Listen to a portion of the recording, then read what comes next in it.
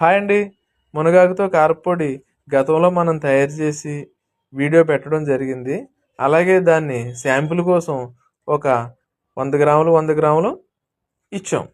వాళ్ళు వాడుకుని చాలా చాలా టేస్ట్ బాగున్నదని మళ్ళీ మనకి బల్క్లో ఆర్డర్ పెట్టారు.